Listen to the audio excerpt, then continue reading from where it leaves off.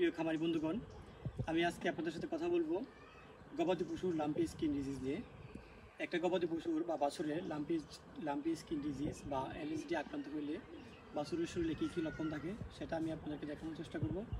এবং লাম্পি হওয়ার আগে আমরা কীভাবে আমাদের গবাদি পশুগুলোকে লাম্পি ভাইরাস থেকে সুরক্ষা দিব সেই বিষয়ে আমরা আজকে কথা বলবো।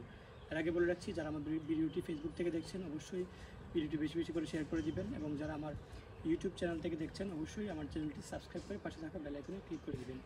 প্রিয় ভিউয়ার্স, এই যে আমার সামনে একটা বাছুর দেখতেছেন, এটা হচ্ছে আপনার শাহিওয়াল প্রজাতির একটা বাচ্চা। এটার বয়স আনুমানিক দেখা যায় যে 5 থেকে 7 মাস। সাধারণত আমাদের এলাকার মধ্যে আমার বাস্তব একটা অভিজ্ঞতা থেকে বলি, ছোটো জাতের যেগুলো শাহিওয়াল প্রজাতির বাছুর বা বিদেশি বাছুর, সেই বাছুরগুলোতে দেখা যায় যে লাম্পি স্কিন ডিজিজে আক্রান্ত হওয়ার সম্ভাবনা খুবই বেশি।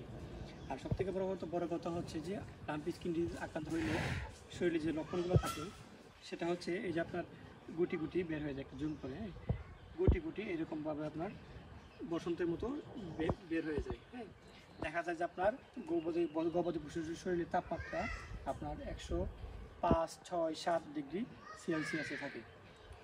আর কি বিষয় হচ্ছে যে এখানে আপনারা এই যে গুটি গুটিগুলো দেখতেছেন, দেখা যায় যে লাম্পি হওয়ার আক্রান্ত হওয়ার 2 থেকে 4-5 দিনের ভিতরে দেখা যায় যে এগুলো আপনার ফেটে গায়ে রূপান্তরিত হয়, এবং দেখা যায় যে শরীরে বিষাক্ত পানিগুলা আপনার পাশে বিষাক্ত পানিগুলা জমা হয়।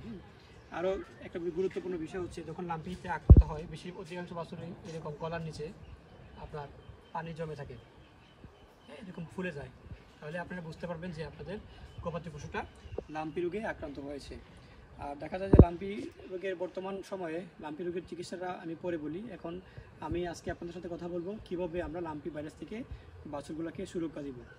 ভিউয়ার্স, এই যে এটা আপনার আমার খামারি বিগত 1 সপ্তাহ আগে বাজার থেকে ক্রয় করে নিয়ে আসছেন, কিন্তু বর্তমানে আমাদের যে বাজারগুলোতে আপনার দেশের বিভিন্ন জায়গা থেকে এরকম নিয়ে আসে আর কি, আপনার গরু নিয়ে আসে। দেখা যায় যে এটা কিন্তু ভাইরাস। যেখানে একটা পশু দেখতেছেন, এই যে আরেকটা পশু দেখতেছেন, এটার লালা টালা থেকে বা এটার আক্রান্ত জায়গা থেকে যদি মশামাছি ওই পশুতে বসে, তাহলে দেখা যাবে যে ওই পশু আপনার লাম্পি রোগে আক্রান্ত হইতে পারে। আর এটা খুবই শক্তিশালী একটা ভাইরাস। ভিউয়ার্স, আমি এখন কথা বলবো আপনারা কীভাবে আপনারা লাম্পি হইলে আপনারা লাম্পি হওয়ার আগে আপনারা সুরক্ষা দেবেন। প্রথমত, যদি একটা গবাদি পশু লাম্পি রোগে আক্রান্ত হয়, সর্বপ্রথম এই বাছুরটাকে বা অসুস্থ প্রাণীটাকে আপনারা সর্বপ্রথম এটা অন্যান্য প্রাণী থেকে আলাদা করে রাখতে হবে। আলাদা করে রাখার পরে দেখা যায় প্রয়োজনীয় ডাক্তারের পরামর্শ অনুযায়ী আপনারা চিকিৎসা দেবেন। আরেকটা বিষয় হচ্ছে, বর্তমানে বাজারে বিভিন্ন ধরনের ভ্যাকসিন পাওয়া যায়, লাম্পি রোগের ভ্যাকসিন পাওয়া যায়। আপনারা আপনাদের গবাদি পশুগুলোকে ভ্যাকসিন করে নেবেন। আপনারা দেখা যায় যে 1 মাসের বয়সের থেকে বিভিন্ন সাইজের বাছুরকে আপনারা লাম্পি রোগের ভ্যাকসিন করতে পারবেন। বর্তমানে বাজারে আপনার এসিআই কোম্পানি এবং একুই কোম্পানির ভ্যাকসিন বর্তমানে অ্যাভেলেবেল পাওয়া যায়। আপনারা যদি কেউ চান যে আমরা আমাদের গবাদি পশুগুলোকে লাম্পি থেকে সুরক্ষা দিতে চাই, আমাদের সাথে যোগাযোগ করবেন। ইনশাল্লাহ আমরা আপনাদের বাসায় গিয়ে ইনশাল্লাহ গবাদি পশুগুলোকে ভ্যাকসিন করে দিতে পারবো।